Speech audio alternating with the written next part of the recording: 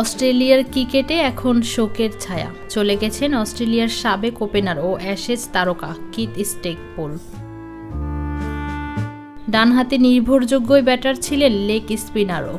1966 সাল থেকে 1974 সালের মধ্যে 43টি টেস্ট খেলেছেন তিনি। তার মধ্যে 1970 থেকে 71 অ্যাশেজ সিরিজে ব্রিসবেনের গেবা ইংল্যান্ডের বিপক্ষে 207 রানের ইনিংস খেলে স্মরণীয় হয়ে আছেন। মঙ্গলবার শেষ নিঃশ্বাস ত্যাগ করা স্টেকপোল 1972 সালে ইংল্যান্ডে অনুষ্ঠিত অ্যাশেজে সর্বোচ্চ রান সংগ্রাহক ছিলেন। 54 গড়ে সংগ্রহ করেন 485 রান। তার ব্যাটিং সিরিজ 2-2 সমতায় শেষ হতে অবদান রাখে। অজিদের হয়ে ইতিহাসের প্রথম ওয়ানডেতে অংশ নেওয়া ক্রিকেটারও ছিলেন স্টেকপোল।